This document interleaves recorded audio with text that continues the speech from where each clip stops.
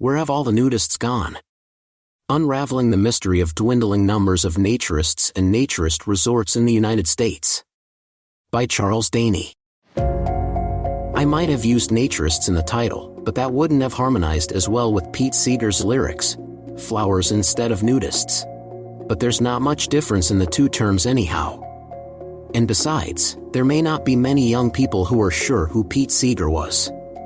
That matters, as will become apparent. This question has been on the minds of many naturists recently because of the potential loss of as many as 4 once popular naturist resorts in California this year or next. DeAnza Springs Resort went textile just a few months ago. At least 3 other California naturist properties have gone on the market in the same period, leaving their future as naturist places in considerable doubt.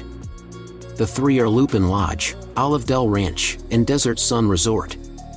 Lupin, in particular, is a serious concern, as it's been in continuous operation as a naturist haven since 1935, only about 5 years after naturism arrived in the U.S. It's among the 5 oldest naturist resorts still in operation in the country. There are somewhat different circumstances in each case, but the net result of a loss of naturist status is the same, unfortunately. Some may survive, but it's too soon to know. This situation may be surprising to people outside California. The climate here is good for naturism much of the year, in many respects.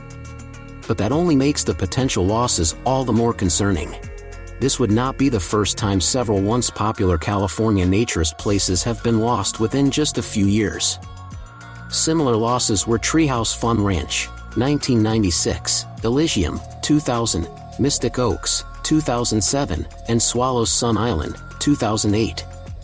Again, the details are different, but the loss to naturism is the same. If all the resorts mentioned earlier are lost, then there will be only 3 remaining important naturist places in the entire state of California, just 1 in the south and 2 in the northern part of the state. Of course, other parts of the country have recently also lost naturist places too, especially in the northeast and southeast. California is the 3rd largest state in the country, after Texas, 1.65 times larger, and Alaska, 4.06 times larger. Size actually matters a great deal, because few naturists want to travel several hundred miles to spend a single weekend at a good naturist resort. And especially not many times a year. People will either confine their enjoyment of naturism mainly to their own homes or drop out of it entirely. There are non-landed naturist clubs too, of course. However, not many have frequent activities. And most are located close to larger population centers, which aren't nearby for many naturists. So part of the answer to the question raised in the title of this article is that many naturists have retreated to enjoying social nudity only in their own homes, or else given up on it entirely. We have to ask, why have so many naturist clubs and resorts ceased to operate? Naturism's legal and cultural journey. In the early years of U.S. naturism, especially in the 1930s, naturism was often under legal attack in many parts of the country. Because it was deemed to be a danger to public morals. In particular, naturists' freedom of speech was suppressed, because any publications showing nudity, even without a sexual aspect, were considered to be obscene and therefore not allowed by the Comstock Act of 1873 to be sent through the mail. This was initially interpreted by the post office to apply even to legitimate naturist publications. Fortunately, in 1958 the Supreme Court ruled, Roth v. U.S., that publications containing nudity where sexual activity isn't involved are not obscene and hence must be allowed, by the First Amendment. So the Postal Service could no longer prohibit naturist organizations from promoting naturism in their publications. Consequently, many more people could learn what naturism was all about. Most, of course, still regarded naturism as something they wanted no part of. But enough others found it appealing, so a significant number of people chose to make naturism an important part of their lives. And that meant considerably more business for naturist clubs and resorts. A fundamental law of economics is the law of supply and demand. Quite simply, if demand increases for certain goods or services, before long increasing numbers of providers will be motivated to offer the goods or services. That soon led to the establishment of many new naturist clubs and resorts around the country. That was, however, only the first factor that recruited many more people to naturism. The second, probably even more important factor that boosted naturism's popularity in the later 1960s was the entry to adulthood of the first of the post-World War II baby boomers. Some of these young boomers had been raised in families that had already embraced naturism, so they were quite used to the idea of socializing naked with others. But a third, much more important factor was the youth culture of the 1960s. Every new generation of people tends to distinguish themselves from their predecessors in various ways. Entertainers like Woody Guthrie, Pete Seeger, and younger ones like Bob Dylan, Joan Baez, Joni Mitchell, etc., were very popular with young people, even though the newer ones initially just followed in the footsteps of traditional folk singers. All of these were different, certainly not anything like Perry Como, Frank Sinatra, or Rosemary Clooney. And then there were the hippies and other manifestations of counterculture. In the late 60s, nude beaches became a real thing in the US, following the first, which was a small beach in a sparsely populated area a dozen miles north of Santa Cruz, California.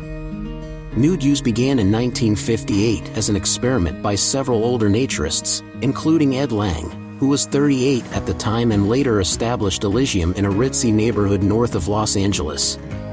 The beach was initially called XB-58, a pun on the name of a military plane at the time. It's still used by naked beachgoers today but is now called Bonnie Doon Beach, after a nearby small village. That beach was likely a favorite of the popular science fiction writer and naturist, Robert Heinlein, when he lived near it. I visited there often. Over the next decade, a few beaches elsewhere in California and the rest of the country began to see nude use, when tolerated by local authorities. Most people who used these beaches au naturel were the same young adults who participated in the youth culture of the time, whether or not they grew up in naturist families. But if they had naturist parents, the latter usually preferred to confine their naturist activities to private clubs and resorts. However, nude beaches were hardly the only places that some young people chose to enjoy going naked. On various college campuses that had lakes, nearby streams, or other suitable places for naked sunbathing or skinny dipping, nude use wasn't uncommon. Stanford's Lake La Bonita, for example, was a popular spot. On a sufficiently warm early summer day, half the students there might be naked. There were usually about the same number of young men and women who eschewed clothing there. Even local teenagers sometimes used it naked during the 1970s until the university put up fences to stop them. I can attest personally to that. Clothing was also considered optional at a few student residences. So that's where traditional and beach naturism were in the 70s. As the baby boom generation entered adulthood, with jobs and families of their own, they spread out across the country anywhere they could find suitable employment. Those who'd begun enjoying naturist nudity were part of that. However, most U.S. population isn't close to coastal areas where public nude use is, sometimes, possible. So young adults who enjoyed naturism increased demand for naturist opportunities wherever they went. This usually meant patronizing naturist clubs and resorts. Thus, because increasing demand usually leads to increasing supply, many new naturist clubs and resorts were established in some cases by the young people themselves. They sometimes also joined formal naturist organizations like AANR and, later, after 1980, the Naturist Society, founded by political activist Lee Baxendall, a member of the preceding generation. Both organizations experienced growing memberships, but only up to around 2000. What happened then? Generational shifts in naturism. There was no specific event that led to declines after 2000, although Baxendall had to retire, for health reasons, in 2002. Here we have to discuss the idea of generations in U.S. society.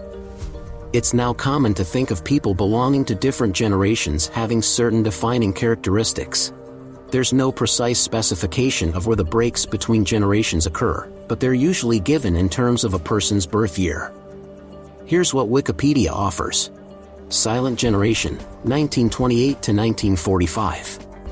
Baby boomers, 1946 to 1964. Generation X, 1965 to 1980. Millennials/Generation Y, 1981 to 1996. Generation Z, 1997 to 2012. There is, of course, some arbitrariness in this definition. And there's overlap, especially with people whose birth year is close to one end of the range or the other. People turning 18 this year, 2023, must have been born before 2005 to be considered legal adults, so, at least theoretically, able to join naturist clubs without parental permission. Some members of the silent generation had already become active in naturism, but naturism's popularity accelerated with the baby boomers. People in Generation X, who are now 43 or older, generally seem somewhat less often interested in naturism, especially the younger ones. Millennials, who are now between 27 and 42, seem to have even less interest. And Generation Z folks, who are now 26 or younger, seem to have the least interest. What the heck is going on here? I'm not a sociologist, so I don't have a theory about what, apparently, causes younger people to diss some or many of the interests and values of their elders, including even parents and grandparents. But that certainly seems to be what happens. Boomers became enthusiastic about naturism and social nudity more often than their parents. Yet they seem especially subject to the scorn of much younger people in some respects while retaining the affection of younger relatives in other respects. I'm not prepared to speculate on the causes of this. But it's surely a factor in the disinterest younger people have in naturism. There seems to be a very common reaction of young people who visit naturist clubs or resorts just to see what they are like. What they find is that most of the people there are considerably older than themselves, like their parents and grandparents. However much they love and respect their elders, they don't especially want to be just like them. Young people generally identify much more closely with, and have interests similar to, others near their own age. The effect of this situation is obvious. Older people drop out of naturism due to death, declining health, less interest or ability to travel, loss of interest in general, or other personal concerns. But every year there are fewer young people and older people becoming interested in naturism later in life, to replace those who drop out. Result, fewer active naturists in total. The problem is further compounded because decreasing demand results in a decreasing supply of naturist venues. Quite simply, it costs money to operate and maintain a naturist club or resort, and if there are too few customers, owners of naturist properties can't afford to stay in business, so they have to close or sell out, frequently to non-naturist buyers. And that means naturists will have to travel farther to visit clubs and resorts, hence they go less often, if at all. What lies ahead? So there's the answer to the question, where have all the naturists gone? There are fewer young people entering naturism.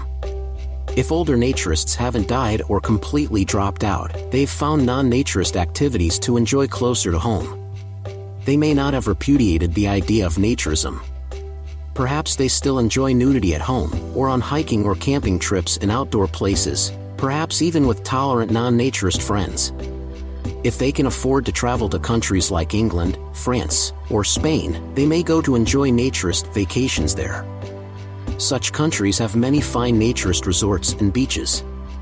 So options certainly remain, but they aren't social naturism as it existed in the US a few decades ago. We hope you're enjoying Planet Nude. If so, please consider a paid subscription. Your membership comes with exclusive content and supports our work. Subscribe at www.planetnude.co.